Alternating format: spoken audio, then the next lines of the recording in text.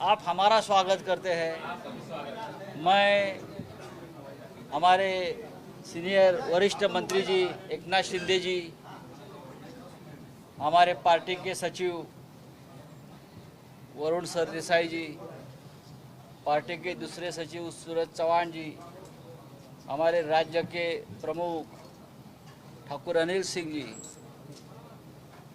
जीवन कामत, विक्रम प्रताप सिंह,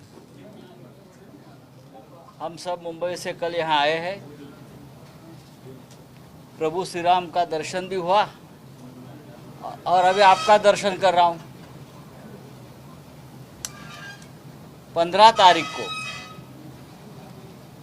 हमारे शिवसेना के नेता, महाराष्ट्र के कैबिनेट मंत्री आदित्य ठाकरे जी, उनका दौरा है अयोध्या में 1 दिन का।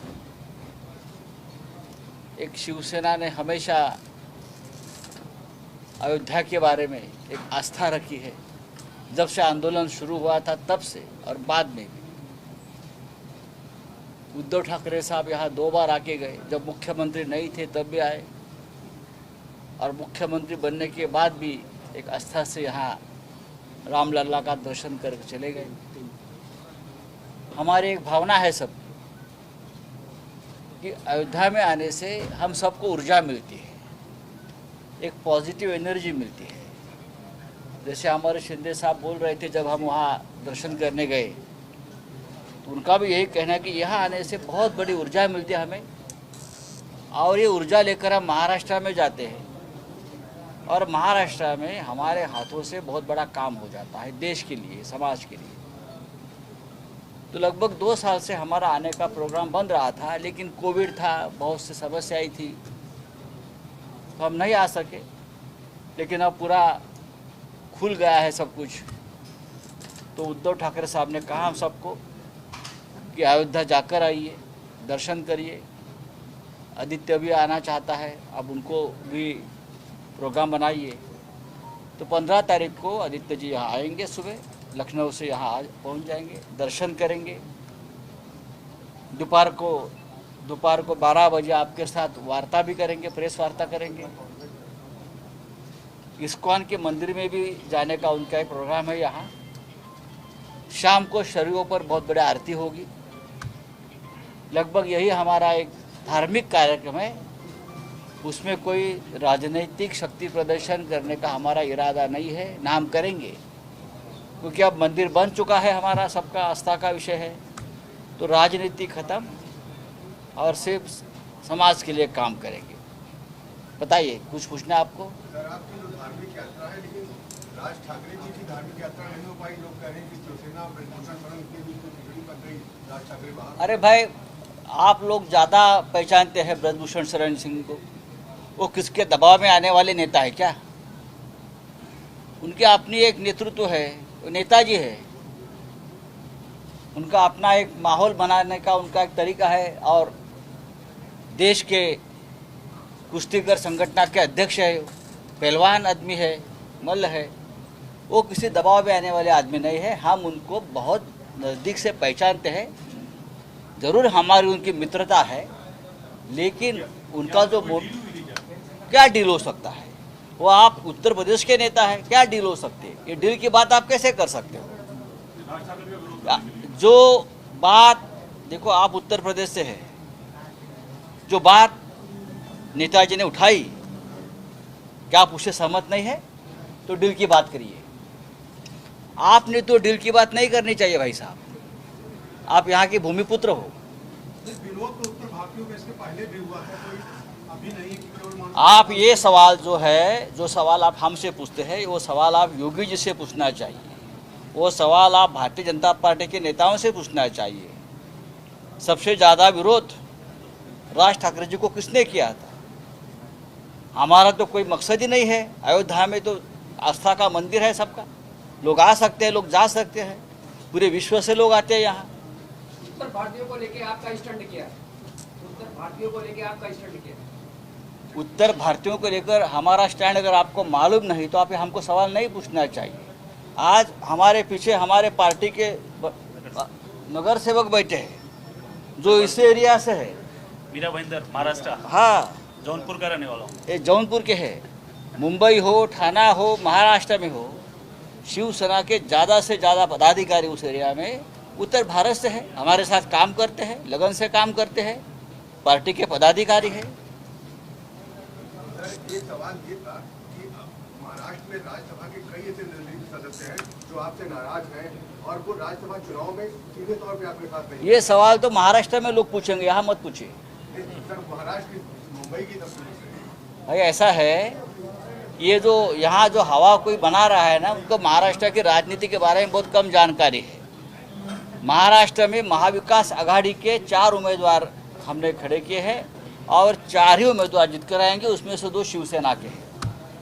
लेकिन जो निर्दलीय लोग नाराज हैं, कोई निर्दलीय नाराज नहीं है। हमारे मेरे बाजू में एकनाथ शिंदे साहब बैठे हैं, उनका ज़्यादा संबंध है, वो बात करेंगे। आप बात करिए शिंदे जी। पिछले नहीं, ठहरिए, शिंदे साहब बात करेंगे। ठहरिए। हाँ, नहीं, आपका जो मुद्दा निर्दलीय के बारे में आपने मुद्दा यहाँ पर रेज किया है, इसके बारे में मैं बताना चाहता हूँ। मैं एक नगर विकास मंत्री हूँ और हम लोग सभी लोग मुख्यमंत्री जी के मार्गदर्शन में वहाँ काम करते हैं। पिछले 2.5 साल में कोविड का संकट हो या विकास की बात हो, उसमें तो हमारे महाविकास आघाड़ी के सभी विधायक जो है साथ में है और जो निर्दलीय है, अपक्ष जो है, उनको भी उनके चुनाव क्षेत्र में जितने भी काम करने थे, विकास के हो या उनके जो प्रश्न हो, उसको हल करने का काम पूरी तरह किया है। इसलिए इसमें कोई तथ्य नहीं है, इसमें कोई सत्य भी नहीं है। जो निर्दलीय है, जो अपक्ष विधानसभा सदस्य है, वो हमारे साथ है।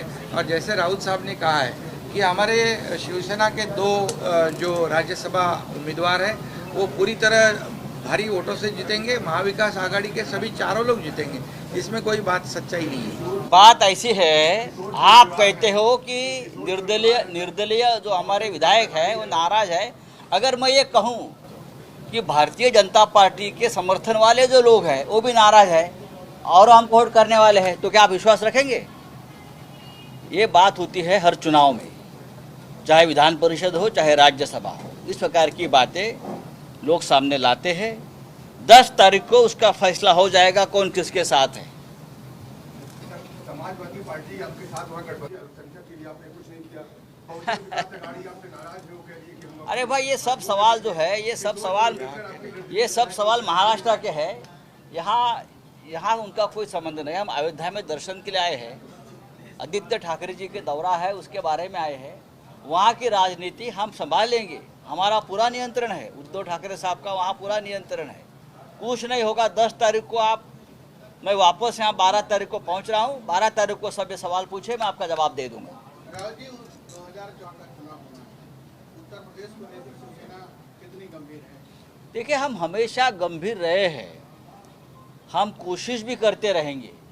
जैसे भारतीय जनता पार्टी 30 साल तक कोशिश करती रही, वैसे हम भी कोशिश करेंगे। हम भी एक हिंदुत्ववादी पार्टी है, हमारी एक विचारधारा है। धीरे धीरे हम उत्तर प्रदेश में कार्यकर्ताओं का संगठन करने जा रहे हैं। थोड़ा वक्त लगा है, लेकिन ज़रूर हमको यश मिलेगा। कश्मीर मामले में जिस तरीके से हिंदुओं पे हो रहा है, लगातार अटैक हो रहा है, बीजेपी के बलदेव राज शर्मा ने कहा है कि छिटपुट घटनाएं। कौन बोल रहे हैं? बलदेव राज शर्मा पूर्व बीजेपी के विधायक हैं। ये छिटपुट घटना है। कश्मीर में बीजेपी टेररिस्ट आकर हिंदू पंडितों को खुलेआम दिन दहाड़े गोलियों से भून रहे हैं। अब तक 5000 कश्मीरी पंडितों ने कश्मीर छोड़ दिया है। ये छिटपुट घटना है क्या? ऐसे लोग जो भारतीय जनता पार्टी में है, क्या ऐसे उनकी वक्तव्य से बीजेपी सहमत है? बता दीजिए। महाराष्ट्र के मुख्यमंत्री उद्धव ठाकरे जो शिवसेना के प्रमुख है, एक स्टेट है महाराष्ट्र और एक नेता है उद्धव ठाकरे, जिसने कल कहा है अगर कश्मीरी पंडित जो वहाँ से विस्थापित हो रहे हैं वो अगर महाराष्ट्र में आकर बसना चाहते हैं तो हम उनकी पूरी हिफाजत करेंगे और उनका पूरा हम उनको समर्थन देंगे। उनका जो भी उनको मदद चाहिए महाराष्ट्र देने के लिए तैयार है। ये बात अगर बीजेपी का कोई नेता कहता तो हमें आनंद हो जाता, लेकिन कश्मीर के बारे में सिर्फ राजनीति करना उनके खून में है और कुछ नहीं। आज तक 3 महीने में 27 कश्मीरी पंडितों की हत्या हुई है, आपको मालूम है। और 17 ऐसे पुलिस अधिकारी हैं जो मुसलमान हैं, जो राष्ट्र की सुरक्षा के लिए मारे गए हैं। मैं उनका बलिदान का भी बहुत योगदान इस देश के लिए है। क्या चल रहा है भारतीय जनता पार्टी की जो भाषा है, ये राष्ट्र की एकात्मता की भाषा नहीं है। ज्ञान काफी के लिए इस शिवसेना का स्टैंड क्या है?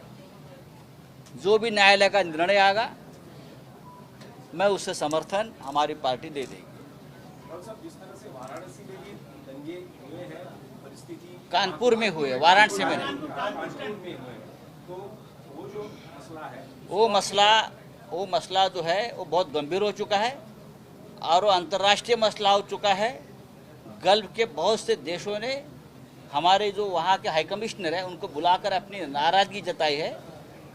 प्रॉफिट पैगंबर के बारे में जो बात बीजेपी के स्पोक्सपर्सन ने कही है, उसका समर्थन इस देश में कोई करेगा नहीं। और भारतीय जनता पार्टी को भी उस मामले में देश से और उस सभी देशों से माफ़ी मांगनी पड़ रही है। लेकिन जिन्होंने बयान किया उनको पार्टी से निलंबित मैंने कहा ना, माफ़ी मांगनी पड़ रही है। अंतर्राष्ट्रीय स्तर पर ये मुद्दा उठ चुका है। चलो, धन्यवाद, थैंक यू वेरी मच।